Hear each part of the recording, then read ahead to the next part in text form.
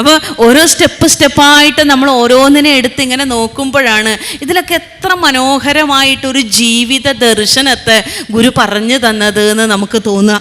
അപ്പം അതുപോലെ പറയാണ്, നിൻ്റെ ഉള്ളിൽ ഒരനന്തനാണത്രേ ഈ ഭൂമി താങ്ങുന്നത്. ഒരനന്തം ഇങ്ങനെ പിടിച്ചുകൊണ്ടിരിക്കണുള്ളൂ എന്നാണ് പറയണത് പുരാണങ്ങളിൽ. ആ അനന്തനാണ് ഈ ഭൂമിയെ ഇങ്ങനെ താങ്ങി നിർത്തുന്നത്, അല്ലേ, ഭൂചലനമൊന്നും ഇല്ലാതെ. പക്ഷെ നീയോ, നീ 1000 അനന്തൻ്റെ ശേഷിയുള്ളവനാണ്. ഒരനന്തനെ കൊണ്ട് ഭൂമി താങ്ങാൻ കഴിയുമെങ്കിൽ 1000 അനന്തൻ്റെ ശേഷിയുമായിട്ടാണ് നീ ഇവിടെ ഇരിക്കുന്നത്. ആ നീയാണ് പറയുന്നത് എനിക്കൊന്നും ചെയ്യാനില്ല, എനിക്കാരുമില്ല എന്ന്. അങ്ങനെ പറയരുത്. 1000 കോടി അനന്തൻ നീ ആനനം. നിൻ്റെ 1000കണക്കിന് സാധ്യതകളെയും നിനക്ക് തുറക്കാൻ കഴിയും കുഞ്ഞെ. ആ സാധ്യതകളെ മുഴുവൻ തുറന്നുകൊണ്ട് നീ ആടണം, നീ ജീവിക്കണം. ആ ജീവിതത്തെ നീ ഒരു ലീല പോലെ കാണണം. നിനക്ക് പറ്റും. നിനക്ക് പറ്റിയില്ലെങ്കിൽ പിന്നെ ആർക്കാ കഴിയുക? മണ്ണന്തല ദേവി സ്തവത്തിൽ ഗുരു തന്നെ ഈ ഒരു ആശയം വേറെ തരത്തിൽ പറയുന്നുണ്ട്. സാധിക്കും സകലം, സാധിക്കും സകലം, സമസ്ത ഭുവനങ്ങൾക്കും ഹിതം നൽകി നീ ചേതസിംഗലിരിക്ക കൊണ്ടു ജനനീ ചൈതന്യമായപ്പോഴും ബോധിപ്പിപ്പതശേഷം അമ്പുധിയിൽ വന്നേറിക്കലർന്നീടും അസ്രോതസ്സെന്ന കണക്ക് നിന്നടിയിൽ വന്നേറുന്നു മാറുന്നിതേ. സാധിക്കും സകലം. നത്തിങ് ഈസ് ഇമ്പോസിബിൾ എന്ന് നമ്മൾ പറയാറില്ലേ, കുട്ടികൾക്കൊക്കെ പറഞ്ഞു കൊടുക്കാറില്ലേ, അസാധ്യമായിട്ടൊന്നുമില്ല എന്ന്. അസാധ്യമായിട്ടൊന്നുമില്ല എന്ന്. അതിൽ കുറച്ച് നെഗറ്റീവ് ഉണ്ട്. ഗുരു എന്താ പറയുന്നത്? വളരെ പോസിറ്റീവായിട്ട് പറയാണ്, സാധിക്കും സകലം. എന്തുകൊണ്ട് നമുക്ക് സാധിക്കുന്നു?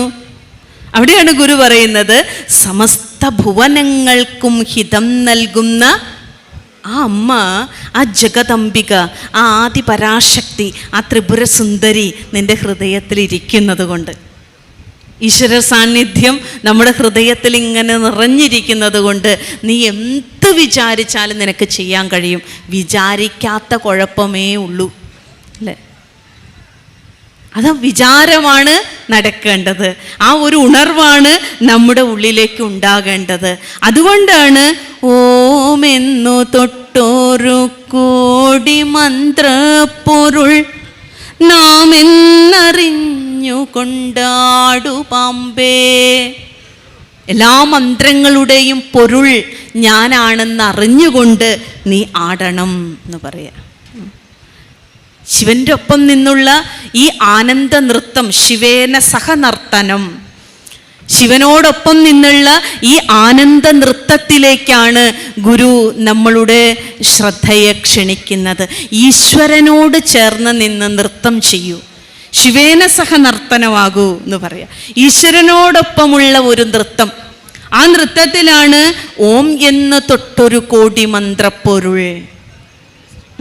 ഓം മുതലായിരിക്കുന്ന മന്ത്രങ്ങളുടെ പൊരുൾ, ഓങ്കാരം തുടങ്ങിയിരിക്കുന്ന മന്ത്രങ്ങളിലൊക്കെ എന്തൊക്കെയാണോ പറയുന്നത് അതെല്ലാതും അതിൻ്റെ സ്വാരസ്യം ഞാനാണെന്നറിഞ്ഞുകൊണ്ട് നീ ആടിയാലും. അതുപോലെ തന്നെ ഒരിടത്ത് പറയാണ്, നാദത്തിലുണ്ടാം നമ ശിവായ പൊരുൾ ആദിയായുള്ളതെന്നാടു പാമ്പേ.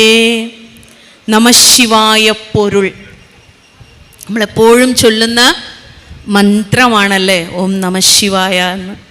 മുറ്റടിക്കുമ്പോഴാണെങ്കിലും ചില അമ്മമാർ പിറുപിറുക്കുന്നത് കേൾക്കാം, ഓം നമശിവായ, ഓം നമശിവായ. അത്രയും ചിത്തവൃത്തികൾ, അത്രയും ചിന്താതരംഗങ്ങൾ നമ്മുടെ ഉള്ളിൽ നിന്ന് അത്രയും കുറഞ്ഞു കിട്ടും. ഇതിനാണ് ഈ മന്ത്രജപം നമ്മളെ സഹായിക്കുന്നത്. അതുകൊണ്ടാണ് ഗുരു ഈ ആത്മസാധനയുടെ ഭാഗമായിട്ട് മായാമനു ഇട്ടുമിരുന്നാൽ മായ മാറും, ഉരുവിട്ടുമിരുന്നാൽ മായ മാറും എന്ന് പറഞ്ഞത്. മായ മാറാനുള്ള 3 ഉപാധികളെ ഗുരു പറഞ്ഞു തന്നിട്ടുണ്ട് ആത്മോപദേശ ശതകത്തിൽ. അതെന്തൊക്കെയാണ്? മനമലർ കൊയ്തു മഹേശ പൂജ ചെയ്യും മനുജന് മറ്റൊരു വേല ചെയ്തിടേണ്ട, വനമലർ കൊയ്തും അതല്ലയായെങ്കിൽ മായാമനൂരു വിട്ടുമിരിക്കിൽ മായമാറും.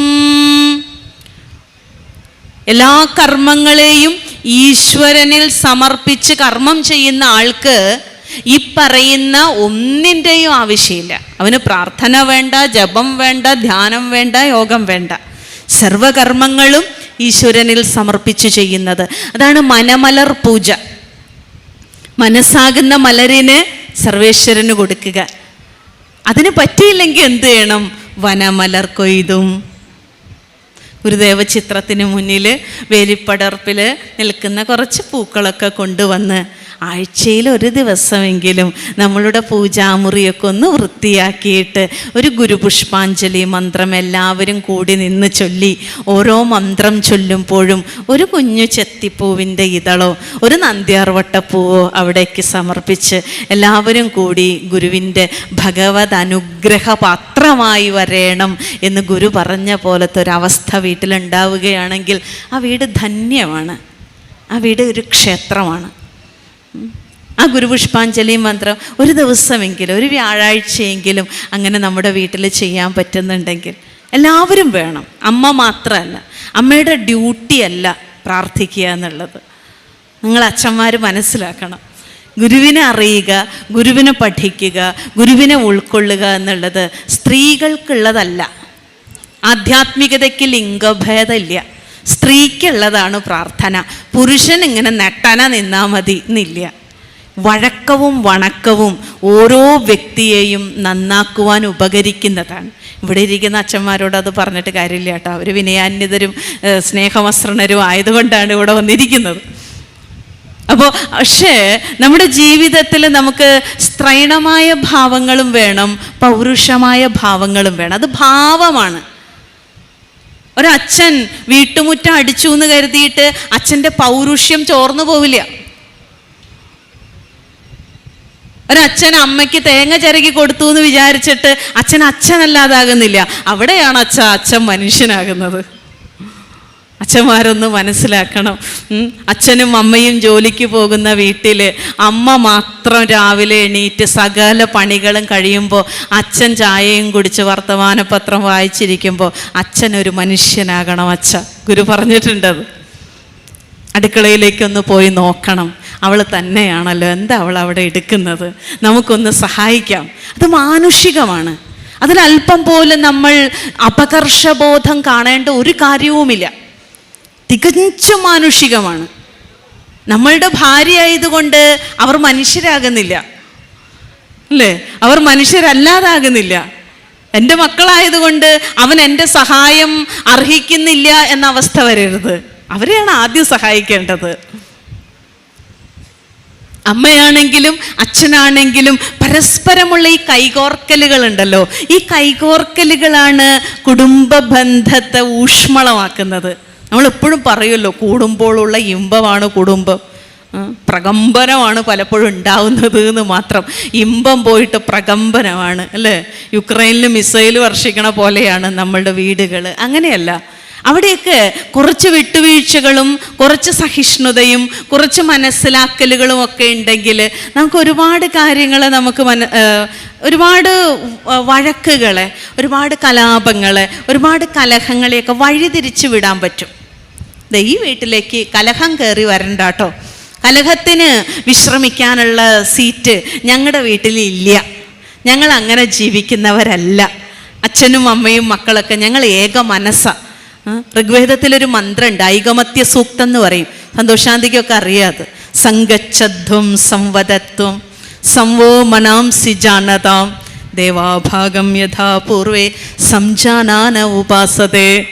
ഞങ്ങൾ ഒരുമിച്ച് നടക്കട്ടെ, ഞങ്ങൾ ഒരുമിച്ചിരിക്കട്ടെ, ഞങ്ങൾ ഒരുമിച്ച് അന്നം കഴിക്കട്ടെ, ഞങ്ങൾ ഒരുമിച്ച് ഈശ്വര വിചാരത്തെ ചെയ്യട്ടെ.